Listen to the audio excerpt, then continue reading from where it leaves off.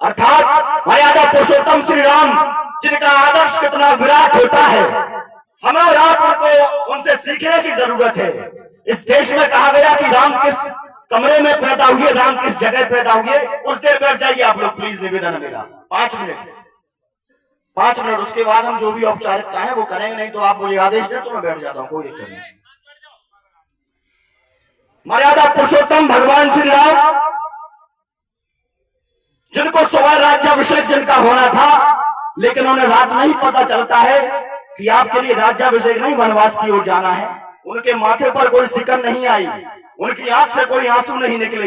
हम और आप तो 2 गज जमीन के लिए अपने भाई को मार देते हैं, लेकिन इतना बड़ा विराट हृदय, उनसे सीखने की हमें और आपको आवश्यकता है, जिन्होंने बिना कोई सवाल और जवाब किए अपने राज परिवार को ठुकराकर अपने मुकुट को छोड़ करके वनवास का रास्ता चुन लिया। लेकिन उनके चरित्र से, उनकी फोटो, उनकी तस्वीर को देखकर एक बात और आपको सीखने को मिलेगी। उन्होंने मुकुट छोड़ा, धन वैभव छोड़ा, परिवार छोड़ा, राजपाट छोड़ा, सिंहासन छोड़ा, अपने तन पर जो आभूषण थे, जो वस्त्र थे राजकुमार के, वही भी छोड़े, वनवास को निकल गए, लेकिन अपने हाथ से कभी धनुष और बाण नहीं छोड़ा। ये सीखने का विषय है कि हमें क्या जरूरत है। आप अपने घर में रखिए 10 तोला सोना, 50 तोला सोना, 2 किलो चांदी, लेकिन घर में अगर एक लोहे का हथियार नहीं है तो कोई आएगा और ले जाएगा। जैसे हमारे सोमनाथ को लूटा, जैसे हमारे विश्वनाथ को तोड़ा, जैसे नालंदा को जलाया। आपको याद है 17 बार मोहम्मद गौरी को माफ किया। एक अकेले महाराणा प्रताप अभी चित्तौड़ में था, मैं 27 तारीख के कार्यक्रम में, बड़ी सादड़ी एक छोटी सी जगह है मेवाड़ में, जब वहां की गाथा सुनते हैं, जयमल फत्ता जैसे लोग जिन्होंने महाराणा प्रताप जैसे दिखा करते थे, उनका मुकुट अपने चेहरे पर लगाया, उसी वेशभूषा में वो मेवाड़ में युद्ध के मैदान में कूद पड़े और महाराणा प्रताप को युद्ध से निकाल दिया और खुद ने अपने प्राणों को समर्पित कर दिया। रानी पद्मिनी और महाराणा पन्ना जैसे लोग, आपको उनके चरित्र से यह बात तो सीखनी पड़ेगी। मैं शब्द लिखूंगा, लिखने का विश्वास दिलाता हूं तुमको।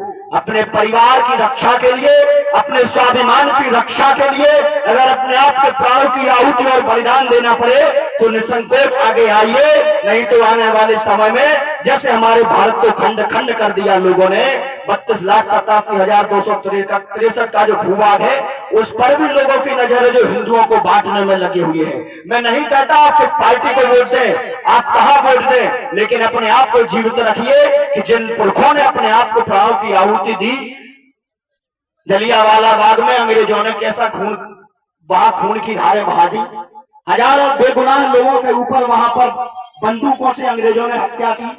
जनरल डायर के एक आदेश पर फिर उधम सिंह ने वहां लंदन में जाकर जनरल डायर को मारा।